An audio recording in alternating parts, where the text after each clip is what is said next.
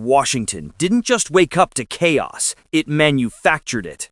8 Senate Democrats just sided with Republicans to break their own party's line, passing a funding deal that Chuck Schumer fought to contain. The result? The longest government shutdown in U.S. history shattered overnight, but so did the illusion of Democratic unity.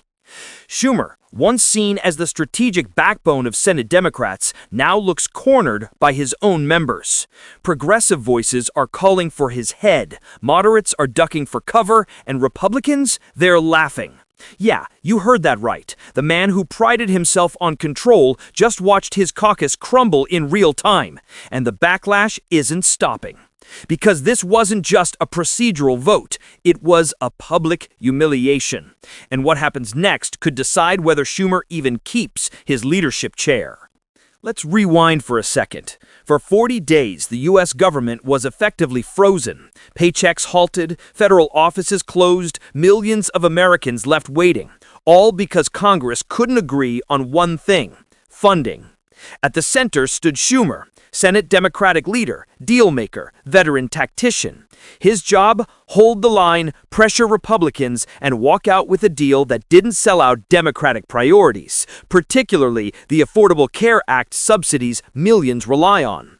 But behind the scenes, frustration was boiling.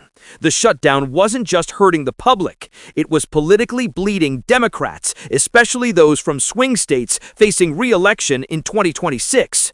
That's when the first cracks showed. Senators like Jackie Rosen, Maggie Hassan, and John Fetterman quietly started signaling that they couldn't keep this standoff going. And when the Senate vote finally hit the floor, 8 Democrats broke away. It wasn't a whisper, it was a revolt. The measure passed, the shutdown ended, and Schumer's command of his party gone in a single roll call. Headlines hit instantly. Democrats fracture in Senate, Schumer under fire, leadership on the brink. Progressive lawmakers like Ro Khanna and Rashida Tlaib took to X, calling the move a surrender. Gavin Newsom, the California governor, called it pathetic. Even CNN anchors was stunned by the open defiance. And Schumer? He looked blindsided. Here's where it got explosive. In the hours following the vote, Democratic staffers scrambled to explain what happened, but there was no spin strong enough to fix the optics. The image was clear. Schumer's caucus had cracked wide open under pressure. Inside the Senate, moderates defended their defection as necessary to save the economy. They said families couldn't keep waiting, that the public had lost patience. But progressives saw betrayal. To them, this wasn't compromise, it was collapse. Online, the reaction was brutal. Hashtag Schumer resign trended for hours. Left-leaning media outlets accused leadership of moral surrender. Conservative pundits, meanwhile, called it the best Democratic infighting Republicans could hope for. Behind closed doors, Schumer met with aides. Multiple outlets, including Politico and The Guardian, confirmed that he'd voted against the bill himself. But that didn't save him. The real accusation wasn't that he approved it, it was that he couldn't stop it. And the implications were devastating. For years, Schumer had built his reputation as a Senate operator, a master of procedure, messaging, and party discipline. But this vote revealed something different: fatigue, fragmentation, and the limits of loyalty in a party split between progressive idealists and pragmatic centrists. The irony? The shutdown had been intended to showcase Republican dysfunction. Instead, it exposed Democratic disunity. Even President Biden's team, according to insider leaks, was deeply disappointed by the optics. Schumer became a lightning rod, not just for Republicans, but for his own base. As hours passed, news statements rolled in. Senator Fetterman said bluntly, "People were suffering. We couldn't let that continue." Alexandria Ocasio-Cortez fired back online, calling it cowardice under pressure. MSNBC panels began openly asking, is Schumer still fit to lead? The political temperature hit boiling point, and that's when a new wave of speculation began about whether this rebellion was coordinated. Some insiders suggested that moderate Democrats had been in quiet talks with Senate Republicans for days before the vote. If true, that meant this wasn't a spontaneous crack, it was a planned coup against Schumer's authority. Think about that. 8 senators, all from politically vulnerable or centrist states, acting together, defying their own leader in a high-stakes national crisis. It's not just rebellion, it's strategic betrayal. And Schumer, cornered in the eye of it, was left with a question that could define his career. Can you lead a party that no longer fears you?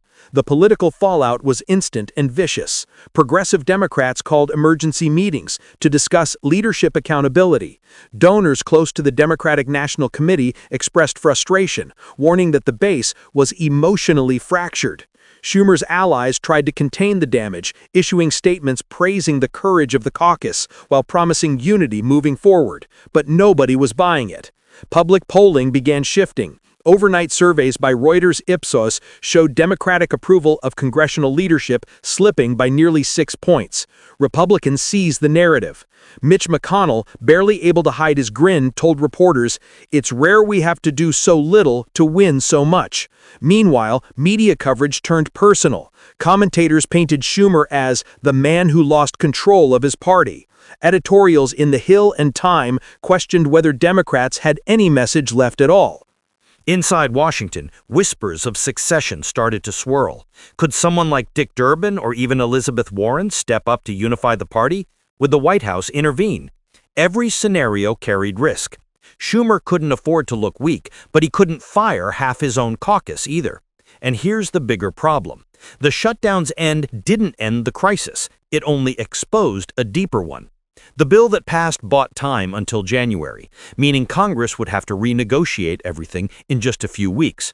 The same battle lines, the same divisions. Only now, Schumer's authority would be even weaker. Outrage didn't stay confined to D.C. Progressive activists took to social media, accusing Senate leadership of selling out millions of working families. Moderates fired back, claiming saving paychecks matters more than slogans. It wasn't policy anymore. It was identity warfare. Cable news turned it into a spectacle. Tucker Carlson called it the Democratic implosion Republicans could never engineer. Rachel Maddow called it a leadership crisis decades in the making. And through it all, Schumer stayed largely silent. No major press conferences, no fiery defense, just brief, careful statements. The tone of a man caught between damage control and disbelief. For years, he'd been the glue of the Senate Democrats, balancing progressives like Bernie Sanders with moderates like Joe Manchin. But now, even that glue seemed to dissolve. Because once a leader's authority breaks in Washington, it rarely repairs. And yet, as his critics celebrated his political obituary, Schumer wasn't out, not yet. He still had one card to play, the next round of budget talks. If he could rally his party, reclaim control, and deliver a new deal before January, he might survive this. But if not, well, here's the part nobody's talking about. What happens if this rebellion doesn't stop at one vote? Here's what makes this moment different from the usual D.C. drama. It's not just a funding dispute. It's a leadership reckoning. Chuck Schumer didn't simply lose a vote. He lost the sense that his caucus fears crossing him. And in Washington, that's fatal. Once the fear is gone, the authority goes with it. To understand how deep this cut goes, look at the parallels. In 2011, Speaker John Boehner lost control of House Republicans during a debt ceiling standoff. He survived a few months, then resigned. In 2018, Paul Ryan walked the same path. Power in Congress isn't just about the gavel or the title. It's about the illusion that you can still deliver outcomes. When that illusion breaks, the wolves move in. That's the quiet panic now circling the Democratic leadership. Progressives see this as their opening, a chance to finally push their agenda without the old guard filter. Moderates, meanwhile, want a calmer figure who won't let ideology crash the economy again. And Schumer, caught between them, is bleeding political oxygen by the hour. Here's the kicker. Even his closest allies know it. Behind closed doors, senior aides have reportedly warned that a leadership challenge after the next budget fight is no longer unthinkable. The White House, desperate to project stability, can't publicly back him too strongly without inheriting his failures. Historically, parties don't fracture over one vote. They fracture over trust. Right now, that trust is gone. Senators who defected insist they acted to protect the nation. Progressives insist they acted to protect themselves. Both statements might be true, and that's precisely why it's so dangerous. Each faction now believes it represents the real Democratic Party. And hovering over all this is the broader consequence. American governance itself looks exhausted. Another shutdown deadline looms in January. The public's patience is paper thin.